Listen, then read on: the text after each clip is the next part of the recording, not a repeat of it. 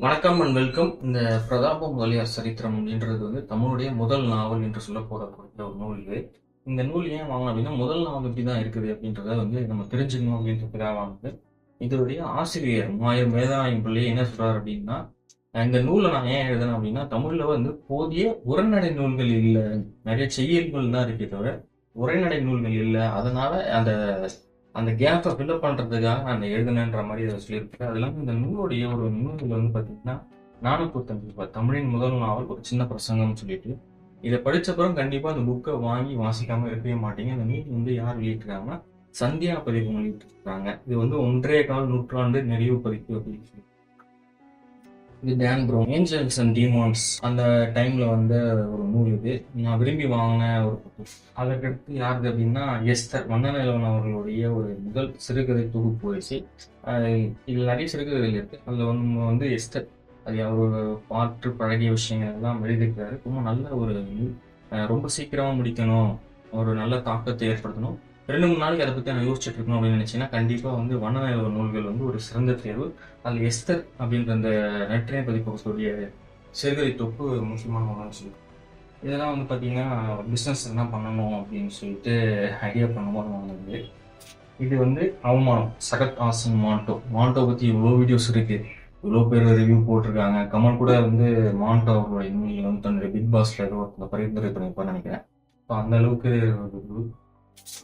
இது பார்த்தீங்கன்னா, கங்கை கொண்டானுக்கு கங்கை நீராட்டுன்னு சொல்லிட்டு உலக தமிழாராய்ச்சி நிறுவனம் எழுதிய வெளியிட்ட ஒரு நூல். இதோடைய ஆசிரியர் யாருன்னு பார்த்தீங்கன்னா மனோகர். இதெல்லாம் பார்த்தீங்கன்னா ஒரு வரலாற்று நூல்கள். சில நேரங்களில் நம்ம சில ஊருக்கு போகும்போது இந்த ஊரில் ராஜராஜ சோழன் வந்தார், ராஜேந்திர சோழன் வந்தார், இதில் வரலாற்று சிறப்பு முக்கிய விஷயங்கள்லாம் நடந்திருக்குன்னு சொல்லும்போது அதை பற்றி தெரிஞ்சுக்கணுன்ற ஆர்வத்தில் வாங்கக்கூடிய நூல்கள் தான் இருக்குது. அப்புறம் ஊவா சிவாஜி. இது பார்த்தீங்கன்னா மராத்தியில் சிவாஜி யார் அப்படின்ற ஒரு இதில் வந்தது. ரொம்ப அற்புதமான நூல். இதோடைய ஆசிரியர் இன்னைக்கு உயிரோடவே இல்லை. எதற்காக அப்படின்னா, இந்த நூலை எழுதியதற்காக ஒருத்தர் கொல்லப்படலாம் அப்படின்னு என்றால் இந்த நூலை எழுதியதற்காக கொல்லப்பட்டார். ஏன் அப்படின்னா, சிவாஜி இந்துக்களின் ஒரு அரசர், இந்துக்களின் உச்சம் பெற்ற அரசர். அவர் அவுரங்கசீப்பை எதிர்த்தார், முகலாய அரசை ஒன்றுமில்லாம செய்தார் அப்படின்னு சொல்லுவாங்க. ஆனால் உண்மையிலே சிவாஜியுடைய படையில இஸ்லாமியரும் இருந்திருக்கிறாங்க, படைத்தளபதிகளாக இஸ்லாமியும் இருந்திருக்கிறாங்க அப்படின்றத சொல்லியிருப்பாரு. இன்னும் நிறைய இடத்துல பாத்தீங்கன்னா, அவுரங்கசீப்புக்கும் சிவாஜிக்கும் இடையே நடைபெற்ற உரையாடல்கள், இந்த கடித போக்குவரத்தெல்லாம் பாத்தீங்கன்னா ஆதாரபூர்வமா இல்ல நிறைய விஷயம் சொல்லியிருப்பாரு. இதற்காகவே அவரும் அவருடைய துணைவியாரும் அவருடைய ஒய்ஃப்மே காலில் வாக்கிங் போகும்போதே கொல்லப்பட்டுட்டாங்க அப்படின்றதுதான் உண்மையான விஷயம். நிறைய பேர் மத வெறியர்களா கொல்லப்பட்டாங்கன்னு சொல்றாங்க. உண்மையில அது வாய்ப்பு அதிகம். ஏன் அப்படின்னா, மகாராஷ்டிரால பாத்தீங்கன்னா சிவாஜியை எல்லாரும் கொண்டாடக்கூடியவர்கள். இன்றைக்கு வரைக்கும் இந்த குற்றவாளி தண்டிக்கப்பட்டார்களா இல்லையா அப்படின்றது உங்களுடைய வெளிச்சத்துக்கே விட்டுறேன். ஆனா இந்த புக்கை நீங்க கண்டிப்பா வாங்கி படிங்க. உண்மையிலே சிவாஜி இந்து ராஷ்டிரத்தின் அரசரா, அல்ல இந்து சாம்ராஜ்யத்தை கட்ட முயன்றவரா, அல்லது இந்துக்களை மட்டும் விரும்பியவரான்றதை நீங்க தெரிஞ்சுக்கணும். இது திருக்குறள். எத்தனை திருக்குறள் பார்த்துருப்பீங்க. அது இது ஒண்ணு. இது பாத்தீங்கன்னா திருக்குறள் மிக எளிய உரை சாமி சிதம்பரன்றவருடைய ஒரு நூல். என்ன அப்படின்னா, சாமி சிதம்பரம் நிறைய திராவிட இயக்க சிந்தனை சார்ந்த நூல்கள் எல்லாம் எழுதியிருக்காரு. அவர் இந்த திருக்குறளுக்கு உரை எழுதியிருக்காரு. என்ன சொன்ன மாதிரி இங்கர்சாலுடைய ஒரு இன்னொரு நூல் என்ன அப்படின்னா, நான் ஏன் நாத்திகன், நான் ஏன் ஒய் ஐ மைன் ஏத்திஸ்ட் அப்படின்னு சொல்லிட்டு இங்கிலீஷ்ல தமிழ்ல மொழிபெயர்த்து வெளியிட்டிருக்கிறாங்க. இது திராவிடர் கழக வெளியில பெரியார் சுயமரியாதை பிரச்சாரம்.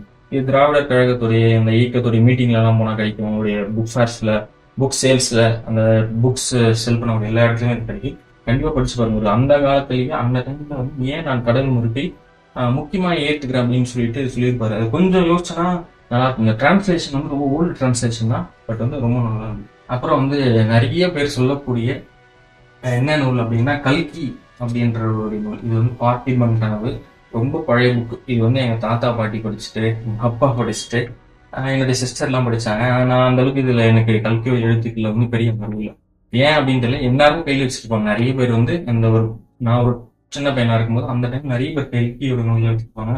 பொன்னியின் செல்வன் அத்தனை பேர் வாங்கிட்டு போவோம். அத்தனை பேர் வாங்கிட்டு போயிட்டு படிச்சு கொடுத்துருவாங்க. ஒரு பாட்டா தான் கொடுப்பாங்க. மொத்தமா கொடுத்தா திருப்பி தரம் போயிட மாட்டாங்க அப்படின்றதுனால மொத்தத்தையும் கொடுக்க மாட்டாங்க, கொஞ்சம் கொஞ்சமா கொடுப்பாங்க.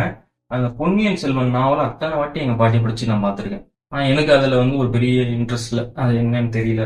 இதுவுமே கல்கியோடைய சிவகாமியின் சபதம்னு சொல்லிட்டு, இது அந்த அளவுக்கு ரொம்ப பொன்னியின் செல்வன் அளவுக்கு இருக்காதுன்னு சொல்லுவாங்க.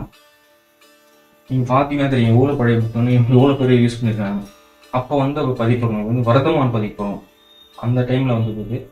நிறைய டைம் படிச்சு எங்கள் பாட்டி நிறைய படிச்சு பார்த்துருக்கேன், தாத்தா படிச்சு பார்த்துருக்கேன். நிறைய பேர் வாங்கிட்டு போவாங்க, ஒரு பாட்டை வாங்கிட்டு போவாங்க. என் சிஸ்டர் கூட இதெல்லாம் படிச்சாங்க. இது மொத்தமே வந்து பார்த்தீங்கன்னா பரமசிவன், தோப்பா என்று அழைக்கக்கூடிய பரமசிவன் மற்றும் சிவசுப்பிரமணியம் அவங்களுடைய நூல்கள் தான். இது ஒரு செட்டாக வாங்கின ஒரு இடத்துல. என்ன ரீசன் அப்படின்னா மொத்தமாக கொடுத்தாங்க, நான் மொத்தமாக வாங்கினேன். பரமசிவன் பற்றி தெரியாதவங்க இருக்க மாட்டாங்க. அவருடைய ஒரு சில நூல்கள் நான் ஏன் இந்து அல்ல, அதற்கடுத்து வந்து பார்த்தீங்கன்னா வானவில் பதிப்பு புத்தகாலயம் வெளியிட்ட மானுட வாசிப்பு, அப்புறம் அறியப்படாத தமிழகம். இது வந்து அடிக்கடிக்கு நிறைய பேர் நீங்கள் யூடியூப் சேனலில் ரிவ்யூ பார்க்கலாம். தெய்வம் என்பது ஒரு, அப்புறம் வந்து பார்த்தீங்கன்னா நீராட்டம் ஆராட்டம், சமயங்களின் அரசியல், செவ்வி பேராசிரியர் பரமசிவன் அவருடைய நேர்காணல். செவ்வினா பேட்டின்னு அர்த்தம். அவரை வந்து பேட்டி கண்டக்கூடிய அந்த பேட்டிகளின் தொகுப்பு இதுவுமே பரமசிவன் அவருடைய நேர்காணல் தான். அப்புறம் வந்து பார்த்தீங்கன்னா இதுவே சினநாயகம் சொல்லிட்டு பரமசிவன், சாதியும் சமயம்னு சொல்லிட்டு சிவசுப்பிரமணியம் அவருடைய பரிசல் பதிப்பம் வெளியிட்டு வரும். தேடி கண்டுபிடிச்சுவாங்க. அதுக்கடுத்து பார்த்தீங்கன்னா சிவசுப்பிரமணியம் அவருடைய நூல்காதி NCBA சொல்லிட்டு இருக்காங்க. பண்டைய தமிழ் சமூகத்தில் இறந்தோர் வழிபாடு முன்னோர் வழிபாடு. திருக்குறளிலே வந்து பார்த்தீங்கன்னா முன்னோர் வழிபாடை பற்றி பேசியிருப்பாங்க. கடவுள் வழிபாடை பற்றி தீவிரமாக பேசியிருக்க மாட்டாங்க.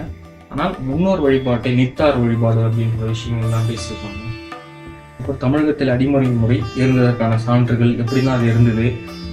மற்ற நாடுகளை கம்பேர் பண்ணும்போது மற்ற அந்த அரசர்கள் காலத்தில் கம்பேர் பண்ணும்போது தமிழ்நாட்டில் அடிமுறை கொஞ்சம் கம்மி தான் நினைக்கிறேன். இது வந்து பார்த்தீங்கன்னா பஞ்சமனா பஞ்சயனா அப்படின்னு சொல்லிட்டு ஒரு நூல். கிறிஸ்துவம் தமிழ்ச்சூழலும் அப்படின்றது ஒரு கோபுர தற்கொலை. கோபுரத்திலிருந்து குதித்து தற்கொலை செய்து கொள்ளக்கூடிய முறை வந்து பழங்காலத்தில் இருந்தது. அது எதற்காக, அவர்களுடைய நினைவை எப்படி மக்கள் இன்றளவும் கடத்தி கொண்டு செல்கிறார்கள் அப்படின்றதுலாம். இது வந்து பார்த்தீங்கன்னா வரதராசன் அவருடைய நூல்.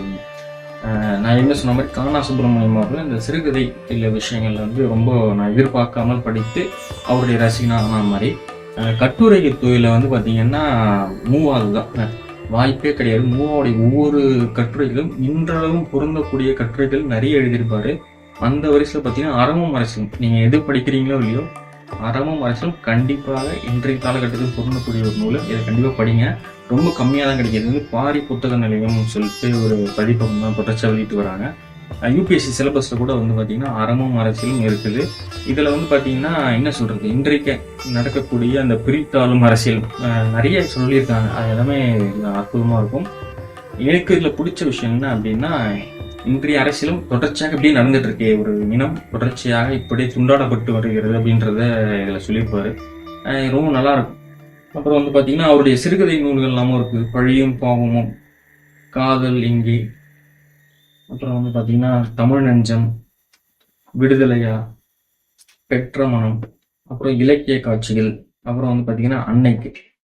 கடித இலக்கியம் அப்படின்னு சொன்னாலே வந்து பார்த்தீங்கன்னா பேருந்தர் அண்ணாவை தான் சொல்லுவாங்க. அதற்கடுத்து எனக்கு தெரிஞ்ச கடித இலக்கியத்தில் ஒரு மிக முக்கியமான நபர், அதாவது உச்சத்தை தொட்டவர் யார் அப்படின்னு கேட்டீங்கன்னா தான். அவர்கள் வந்து அன்னைக்குன்ற ஒரு நூல் எழுதியிருக்காரு. நண்பருக்கு, தம்பிக்கு அப்படின்ற ஒரு 3 நூல்கள் எழுதியிருக்காருன்னு நினைக்கிறேன். தங்கைக்கும் சேர்த்து எழுதியிருக்காரு. 4 நூல்கள் கடித நூல்கள். இந்த அன்னைக்கு, தம்பிக்கு, தங்கைக்கு, நண்பருக்கு ரொம்ப அற்புதமான நூல். இது கண்டிப்பா வாங்கி பாரு, படிச்சு பாருங்க. நம்மளுடைய வாழ்க்கையில நம்ம தேர்ந்தெடுக்கக்கூடிய முடிவுகள், ஒரு அரசியல் தேர்ந்தெடுக்கிறோன்னா அவன் வந்து ஒரு அன்னைக்கு, ஒரு அம்மாவுக்கு ஏன் நான் அரசியலை தேர்ந்தெடுக்கிறேன், அதனால நம்ம படக்கூடிய துயரங்கள் என்ன, ஏன் நம்ம எடுத்து அவங்க யாரா உத்தரவு வந்து இந்த ஒரு நாட்டுக்காக நம்ம இறங்கி போறோம், அந்த மாதிரியான விஷயங்கள்லாம் வந்து சொல்லியிருப்பாரு. கடித இலக்கியங்கள் தான் ஒரு கான்வர்சேஷன் மாதிரி தான் இருக்கும். இதெல்லாம் ஷார்ட் ஃபிலிமா எடுக்கலாம், அல்லது ஒருத்தர் பேசுற மாதிரி கூட எடுக்கலாம். ரொம்ப நல்ல நூல். அப்புறம் அவருடைய நூல் இது சாகித்ய அகாடமி வந்து வெளியிட்ட நூல். இது சாகித்ய அகாடமி பரிசு பெறல. தமிழ் இலக்கியத்தை பற்றி தெரிஞ்சுக்கணும்னு நினைக்கிறவங்க இந்த தமிழ் இலக்கிய வரலாறு வரதராசன் அவருடைய நூல் இந்த சாகித்ய அகாடமி ஸ்டாலுக்கெல்லாம் போனீங்கன்னா கண்டிப்பாக கிடைக்கும். நிறைய புக் ஸ்டால்லையும் இதை விற்கிறாங்க, கண்டிப்பாக வாங்கி பயன்படுத்திப்பாங்க. அதற்கடுத்து வந்து பார்த்தீங்கன்னா சீசு செல்லப்பா அவருடைய சிறுகதைகள் ஒட்டுமொத்த தொகுப்பு இது. இதை வந்து யார் வெளியிட்டிருக்காங்கன்னா எழுத்து பிரசுரம் தான் வெளியிட்டிருக்கிறாங்க. அதுக்கடுத்து வந்து மருத்துவர் சிவராமன் அவர்களுடைய 6ஆம் பணி. அரசியல் திட்டம் ஈழ மக்கள் புரட்சி விடுதலை முன்னணி அப்படின்னு சொல்லிட்டு இருக்கக்கூடிய EPRLF அவர்களுடைய அந்த அமைப்புடைய செயல் திட்டம் என்ன, அரசியல் திட்டம் என்ன அப்படின்றது ரொம்ப பழைய பத்தும் ஈழ போராட்டங்கள், ஈழம் அப்படின்ற போராட்டம் உச்சகட்டத்தில் போது இந்த நூல் யாருன்னா இருக்கான்னு கூட தெரியல. இதெல்லாம் அப்பா வாங்கின ரொம்ப சேஃபாக வச்சுக்கணும், எல்லாத்துக்கும் கிடைக்குமான்னு தெரியாது. அதுக்கடுத்தது பார்த்தீங்கன்னா இது ஒரு டைரி ஆக்சுவலாக. ஸோ நம்ம என்னென்ன பண்ணுறோம், என்னென்ன பிளான் வச்சுருக்கோம் அப்படின்னு சொல்லிட்டு போட்டு இது பண்ணுறதுக்காக இது பண்ணது. ஆனால் வந்து நான் சரியாக யூஸ் பண்ணவே இல்லை. இதுதான் தேர்ட் ரோ, இலங்கை தமிழர் வரலாறு.